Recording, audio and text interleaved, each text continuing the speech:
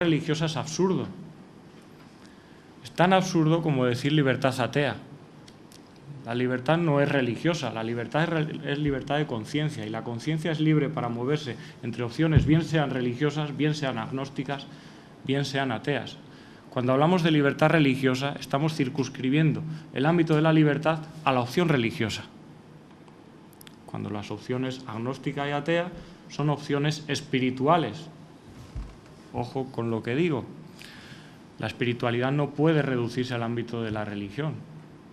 De hecho, el propio concepto espíritu, que viene del griego, en un principio significaba soplo de aire, es decir, tenía un fundamento material. La palabra espíritu. Solo en la tradición española, solo aquí en España, después de la historia que hemos tenido con el nacionalcatolicismo, hemos asimilado la idea de que espiritualidad tiene que ver con religión, y concretamente con religión católica. Y el ámbito de la espiritualidad es mucho más amplio que el de la religión, cualquiera de ellas. El filósofo alemán Hegel decía que el espíritu se desarrolla en tres cosas: el arte, la filosofía y la religión. Yo no le voy a dar la razón a Hegel, porque puede ser muchas más, pero en cualquier caso sí le doy la razón en la idea de que la religión es solo una forma de desarrollar la espiritualidad humana, y ni siquiera la más importante, o en cualquier caso no mucho más que las demás. Por tanto, el concepto correcto es el de libertad de conciencia, no libertad religiosa. Fruto de este primer principio se deriva un derecho que actualmente existe de manera formal en nuestra democracia, pero no se puede llevar a cabo.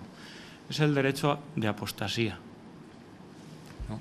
Si la conciencia es naturalmente libre, se supone que apostatar debe ser igual de natural. Yo paso a creer algo que antes no creía, o dejo de creer algo que antes creía. Apostatar significa registrar ese cambio de creencias. Resulta que en España a todos nos han bautizado, o por lo menos de mi generación, a la mayoría nos han bautizado. No se puede decir que nos hayamos bautizado, porque ya se ha encargado la Iglesia de instituir el bautismo cuando somos niños. De esto, si quieren, hablamos después, porque tiene una larga historia. Quien conozca historia lo sabrá. En el principio del cristianismo se bautizaba a las personas mayores. San Juan Bautista con su barba ahí en el río.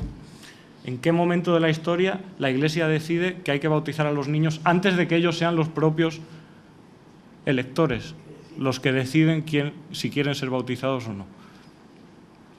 Interesante, pero a lo mejor no nos da tiempo. Es decir, apostatar es un derecho que debe estar reconocido, y de hecho medio lo está, pero volvemos al principio. Es un derecho que no se puede ejercer, porque la forma institucionalizada para hacerlo hace imposible, o prácticamente imposible, que se ejerza.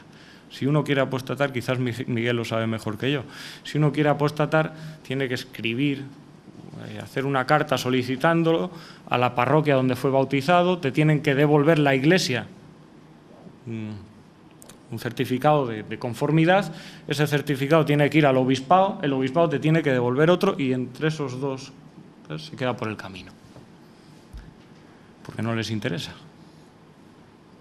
que la gente apostate. Y ya veremos después por qué.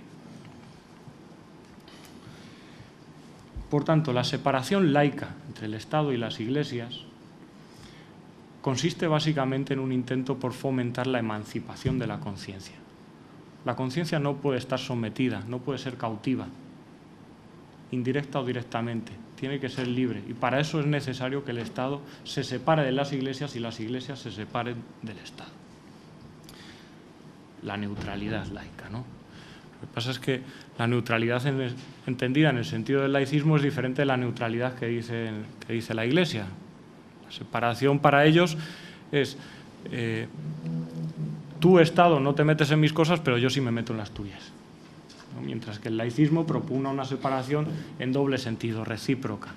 El Estado no tiene legitimidad para meterse en la vida privada en una asociación particular, y ninguna Iglesia tiene capacidad o potestad legítima para meterse en la vida política, en lo que afecta al laos, a la unidad de todo el pueblo. Segundo principio, la igualdad de trato de todos los ciudadanos. Si el Estado laico ha de garantizar la libertad de conciencia, ha de hacerlo en condiciones de igualdad, evidentemente, ¿no? Según esto, no cabe ningún tipo de discriminación del Estado pública por razones de creencias o de convicciones, ni discriminación positiva ni discriminación negativa. Y está claro que cuando hay una discriminación positiva por cuestiones de religión o de opción espiritual, en contrapartida hay una discriminación negativa. Es decir, cuando el Estado privilegia a una opción particular, está atentando contra los derechos de la otra o de las otras partes, ¿no? No caben privilegios públicos a favor de ninguna opción espiritual por parte del Estado. En este sentido, no es legítimo en un Estado laico ni la existencia de colegios católicos concertados. Concertado significa que el Estado paga, pero luego ellos gestionan y transmiten la ideología que quieren de forma privada, ¿no? Ni cabe el reconocimiento del Estado como oficialmente ateo, por ejemplo, como pasó en la antigua URSS o en la Albania estalinista. El Estado no se puede reconocer oficialmente ni católico, ni ateo, ni agnóstico, ni musulmán, ni nada, porque el Estado somos todos. Y los únicos que tienen capacidad para decidir si tienen una opción espiritual o no son los individuos, no el Estado en su conjunto. Entonces el Estado no se puede identificar oficialmente con nadie. Una idea que ya dije antes: religión no es lo mismo que clericalismo. El laicismo no es esencialmente antirreligioso, no lo es. Los que defendemos el laicismo, precisamente lo que estamos haciendo es defender las condiciones a partir de las cuales todas las religiones se pueden desarrollar libremente, en el ámbito que le corresponde. ¿Cuándo se hace el laicismo, los defensores del laicismo, anticlericales, no antirreligiosos? Cuando el clero de una opción espiritual determinada se mete donde no le corresponde, en un ámbito que no es el propio, cuando se sale de las funciones que le han sido encomendadas por sus fieles libremente, y pretende instituir de una forma directa o indirecta un poder en la vida pública. Ejemplos de clericalismo tenemos infinitos. Yo quizás me voy a circunscribir más al ámbito español, aunque también en otros países de raigambre más islámica pues hay otro tipo de clericalismo, igual que lo hubo en la URSS, ¿no?, donde había colegios donde se enseñaba el materialismo ateo financiados por el Estado, y eso es antilaico igualmente, una forma de imponer una ideología particular. Pero aquí tenemos ejemplos claros de clericalismo, directos e indirectos. En los colegios públicos sigue habiendo religión católica, una asignatura de religión católica. A mí me cabrea, mi padre dice que es porque soy joven todavía, pero me cabrea un montón. Cuando oigo al ministro de Educación, ¿cómo se dice? Berz, no sé pronunciar ese apellido, me lo han puesto difícil. Cuando oigo a este señor decir que la asignatura de educación para la ciudadanía hay que quitarla, o transformarla, mejor dicho, porque es dogmática, y yo pienso, ¿y la religión católica? ¿Una doctrina? Si la razón para transformar una asignatura, lo veo legítimo, es que es dogmática, ¿por qué esta sí y religión católica no? Es sorprendente. Interesa. La religión está metida en un ámbito que no le corresponde. ¿No? Luego ya podemos, supongo que Manolo Navarro, el último día de hablará de este tema más largo y tendido que yo. Hay muchos más ejemplos de clericalismo en España, en toda la historia de Occidente y de España en particular. Por ejemplo, cuando los obispos de diferentes sitios hacen un llamamiento público a los diputados en calidad de diputados para impedir ni siquiera que se tenga en cuenta la discusión sobre la ley de interrupción voluntaria del embarazo, se están metiendo en un sitio donde no tienen que estar. Incluso sacan a relucir conceptos anacrónicos como el de pecado público. Dijeron eso en su momento. Es que cualquier diputado que ni siquiera que acepte, sino que dé la posibilidad de discutir en el Parlamento la aprobación de esa ley, está cayendo en un pecado público. Eso es volver a épocas de la Inquisición. En el ámbito público o algo es delito o no lo es, pero no hay pecados en el ámbito público. Cuando pretende impedir que se enseñe darwinismo en la escuela, ciencia darwinista, bajo el pretexto de que una concepción literal de la Biblia impondría una concepción fijista de las especies, como ha pasado en Estados Unidos, en algunas universidades, donde grupos de protestantes han pretendido imponer la enseñanza del fijismo en las facultades de biología. Se están saliendo de sus funciones. Eso es clericalismo y contra eso es contra lo que lucha el laicismo, no contra la religión en sí misma. Hay dos formas de difundir una religión, unas creencias, religión o cualquier otro tipo de creencias. Una forma es a través del testimonio libre, testimonio moral, libre, espiritual, sin atentar contra los derechos de nadie. Yo soy musulmán, yo quiero convenceros de mi fe, salimos fuera, yo mira, mi fe es esto, te enseño, está bien creer en esto, tú tienes la opción libre. Y otra forma es sirviéndose de la conquista de privilegios públicos en el ámbito de lo temporal, ¿no? Esto ya es clericalismo. Una forma de influir en la conciencia ilegítima es, por ejemplo, lo que estaba hablando antes, instituir religión católica en los institutos públicos. Luego ellos dicen, claro, hay libertad de conciencia, pues, tienes ahí los derechos, tú puedes ser libre para ser otra cosa, pero ¿esa libertad se puede ejercer realmente o es lo que estábamos hablando antes? Tradición liberal. Es una libertad formal que en realidad es impuesta. Mis alumnos, y creo que en la mayoría de los institutos de España, donde existe todavía religión católica como asignatura optativa, pero existe, tienen que elegir en esa hora. O van a religión católica o van a una asignatura que me han cascado a mí, que en Extremadura se llama OMOAE. OMOAE significa otras medidas organizativas de atención al estudio. Es una asignatura donde ya la Iglesia Católica, antes de que se impusiera, ya estaba trabajando para que fuera imposible dar nada, ni siquiera refuerzo de lengua y de matemáticas. Entonces, la alternativa es o religión católica o nada. A mí esto me suena de la época de Franco, según me contaba mi abuelo. O catolicismo o nada. Existe un derecho, pero es un derecho meramente formal a la libertad de conciencia mientras exista eso.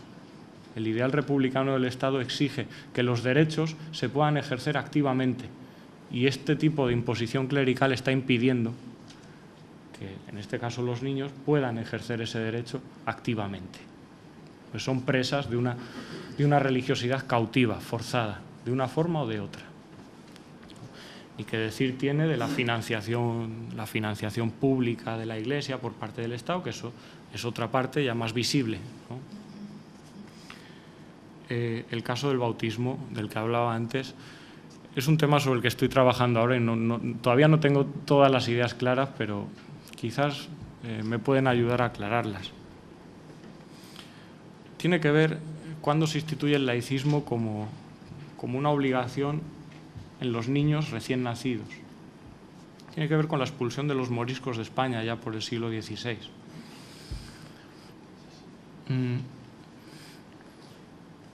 Digo el siglo XVI porque es entonces cuando se está fraguando, aunque luego tuvo lugar después, ¿no?, en el siglo XVII. Los reyes católicos deciden, en la pragmática sanción del 15 de febrero de 1514, deciden darles dos opciones a los moriscos.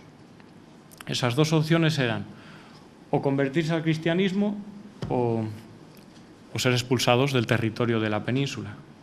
Pero ser expulsados solos, sin nada, sin sus familiares. Esto estaba bien marcado. ¿Con qué finalidad? Con la finalidad de que ninguno de ellos se vaya. ¿Quién se va a ir y va a dejar a su familia aquí? Esto no lo digo yo, es que 3 días después, el 17 de febrero de 1502, los Reyes Católicos firman otra pragmática sanción donde se dice abiertamente que los moriscos no pueden abandonar la península ibérica. Están obligados a quedarse y a convertirse al cristianismo. ¿Con qué fin? Un fin muy claro, el fin de que caigan bajo el mando de la Santa Inquisición. Saben ustedes que la Santa Inquisición era un organismo, un mecanismo de control religioso que solo afectaba a los cristianos, a los que habían sido bautizados. Claro, ¿cómo vas a controlar el cumplimiento de unas creencias en las que no te has introducido? Entonces la Inquisición solo se aplicaba, estoy en la Facultad de Historia, esto seguro que lo saben mejor que yo, solo se aplicaba a los cristianos. Esa era una forma al bautizarlos forzadamente, entraban dentro del ámbito de aplicación de la Inquisición. Posteriormente, la Iglesia decide que no solo eso, sino que hay que bautizar al nacer. A todo niño que naciera en España hay que bautizarlo para que cayera dentro del registro de la Iglesia, ¿no? Aunque la historia es un poco peliaguda en esto y tampoco está bien que yo recuerde cosas que han pasado, porque todos hemos cometido errores en el pasado, viene a cuento en el sentido de que en la actualidad tiene repercusión y nos afecta a todos el hecho de que la Iglesia siga bautizando a sus niños al nacer. ¿Por qué? Porque ellos utilizan un argumento para reclamar privilegios públicos que ya tienen. Ese argumento es el argumento del que hablaba antes, de la confesionalidad sociológica. Dice, dice, el Estado debe seguir pagando a la Iglesia dinero público, ¿no? Como se ha instituido, se ha prolongado los acuerdos. ¿Por qué? Porque en España el 85% de la población es católica. Ese es el argumento de la confesionalidad sociológica. Como la mayor parte de la población pertenece a esta confesión, por tanto el Estado tiene que subvencionar a esta asociación, a esta religión, ¿no? Y de esa forma el Estado paga dinero público a la Iglesia. Claro, si estudiamos un poco de dónde viene ese 85%, nos damos cuenta que lo están sacando del registro del bautismo.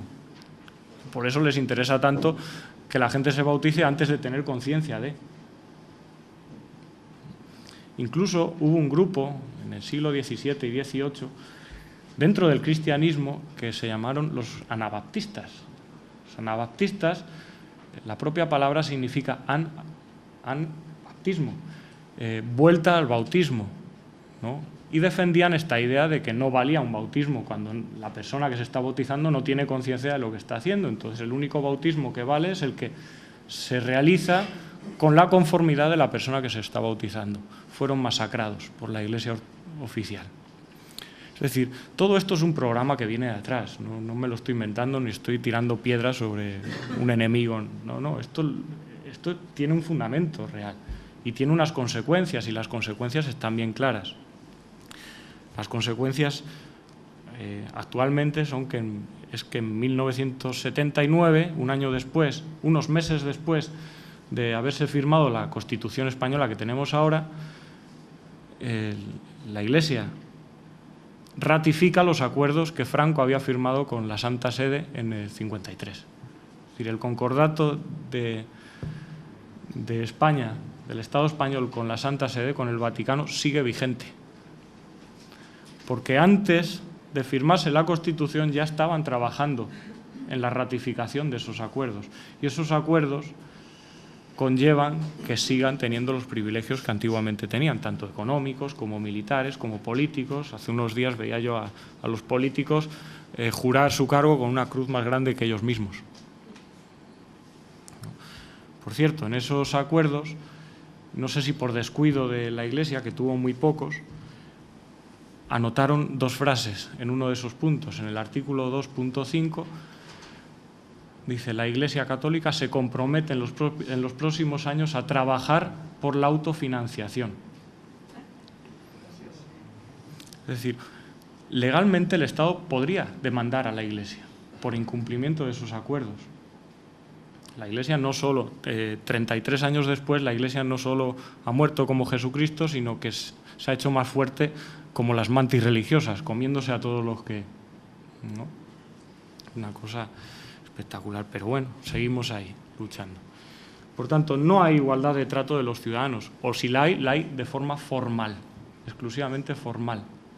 No se permite ejercer la libertad de conciencia de forma igual para todos.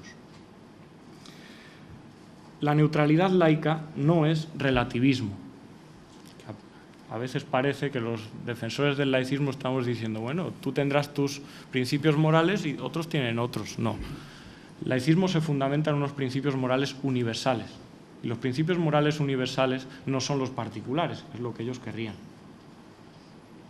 Y por eso vilipendian a los defensores del laicismo con términos como el relativismo. Es que sois unos relativistas, es que todo es un caos, ¿no? Si establecemos el laicismo del Estado. No, en un Estado laico se juzga y se castiga a un marido que haya pegado a su mujer. Radicalmente. Porque ese acto contradice los valores universales en los que está basado el ideal de justicia del Estado laico. No es relativismo. Además se contradicen. Por una parte dicen que somos relativistas y por otra parte dicen que somos nihilistas. Alguna vez Martínez Camino, ¿no?, el portavoz de la... dice es que el laicismo es una forma de nihilismo. Nihilismo significa ausencia de valores.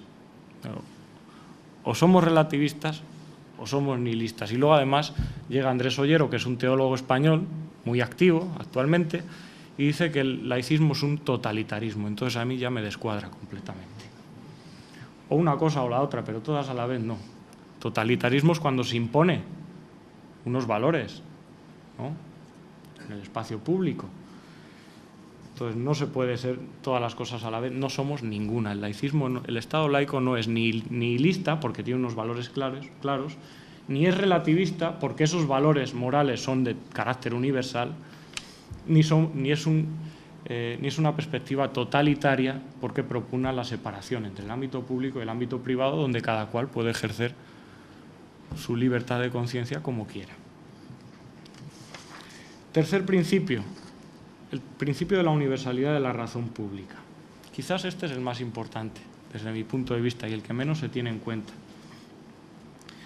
Este principio propugna la consecución del interés general, del bien común, como única razón de ser del Estado. Es decir, el Estado debe dedicarse únicamente a lo que es de todos, y no solo a lo que es de algunos. Hay que tener muy clara una distinción, quizás filosófica, entre lo que es de todos y lo que es de algunos. El gran problema, ¿no? Desde mi punto de vista, esa distinción se asienta en una distinción filosófica entre lo universal, lo particular y lo singular. Lo universal es lo que es de todos, los que nos viene bien a todos. Lo particular es lo que es de algunos.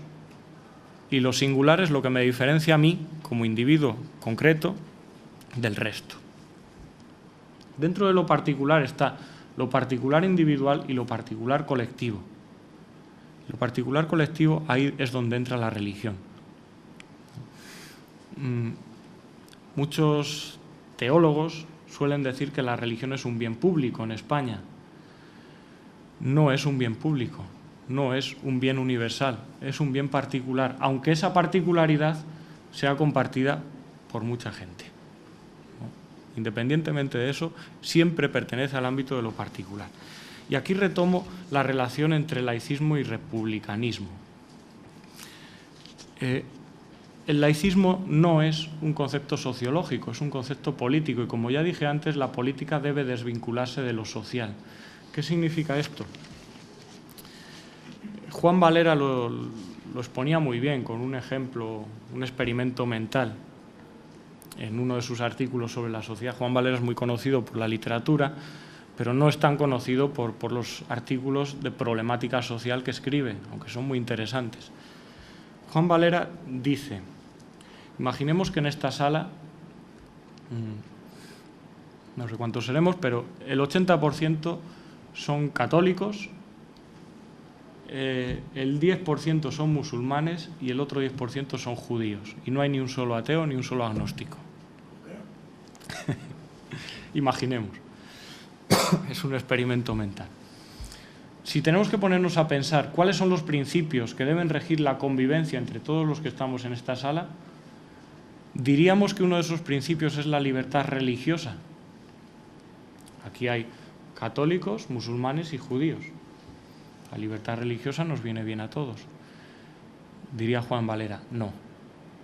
¿Por qué no?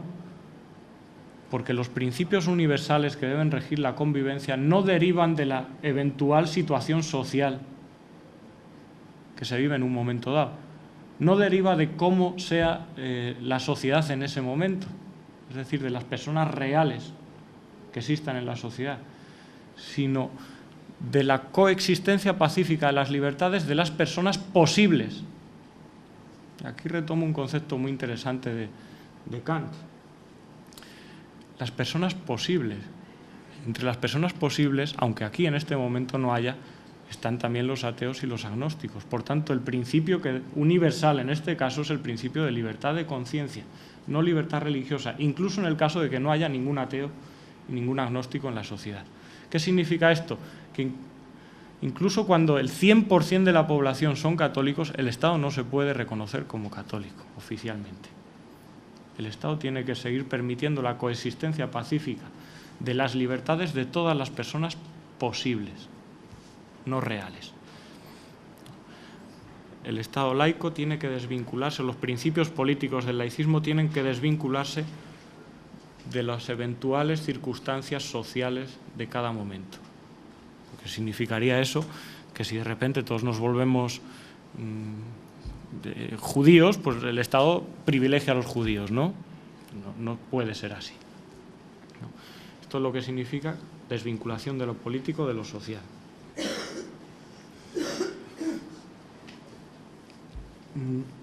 La Fundación Republicana de la Laicidad del Estado exige, por tanto, la consagración estricta del poder público al demos, del demos a la cosa pública, es decir, a la cosa de todos, a lo universal. La razón de ser de la soberanía del demos, por tanto, de las decisiones que toman los políticos, como representantes del demos, es el respeto incondicionado del laos, es decir, ningún político puede tomar una decisión que no tenga como referencia el bien común, es decir, el laos, la unidad del pueblo. Cuando un político toma una decisión de instituir una ley que privilegia a un particularismo, entonces el laos se está alienando, concepto marxista. Porque el laos ya no es dueño de sí mismo, está sometido a una parte, el todo se somete a una parte. Ya no somos dueños como pueblo de nosotros mismos. Implica esto que una democracia es incompatible con un sistema que privilegia a unos ciudadanos y perjudica a otros en función de sus creencias. Esta es la consecuencia que se deriva de este principio. La democracia española, en ese sentido, sufre una enfermedad crónica ya, que yo creo que en nuestro momento, espero, porque puede ir a peor, pero esto ya sería... En nuestro momento hemos llegado al paroxismo en los últimos años, porque la religión católica en España se ha enquistado en la vida pública. Está adquiriendo cada vez más cuotas de privilegios de origen público. Privilegios fiscales, que ha mencionado antes Miguel, privilegios educativos, privilegios políticos, privilegios de todo tipo. El laicismo, en este sentido, implica que el dinero público debe dedicarse a lo que es de todos, es decir, a lo que es público. En este sentido, la laicidad del Estado está en íntima relación con el concepto de justicia social o de servicio público. Y por eso decía yo al principio que el principal enemigo del republicanismo y del laicismo del Estado no es tanto la institución monárquica, que eso es una pura anécdota, sino el neoliberalismo que está poco a poco anulando todos esos servicios públicos. ¿No? De poco sirve no dedicar el dinero público a las iglesias particulares si luego ese dinero no lo utilizamos para lo que es de todos, para el servicio público. Entonces, laicismo y servicio público están relacionados. Es imprescindible tener esto presente. Algunos servicios, por tanto, deben ser monopolio del Estado: la seguridad, la educación, la justicia. Imagínense unos tribunales de justicia privados. A mí me han juzgado, pero a mí me juzgas en este juzgado.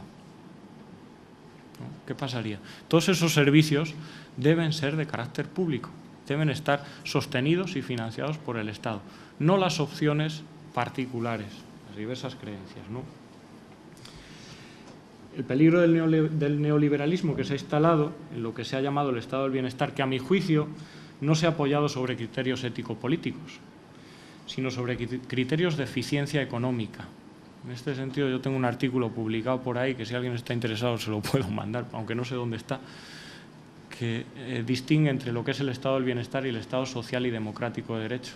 El estado del bienestar se rige por criterios utilitaristas de eficiencia económica, mientras que el estado social y democrático de derecho es un tipo de estado fundamentado en principios éticos, políticos, y tiene consecuencias una cosa y la otra. Bueno, esto es otro tema.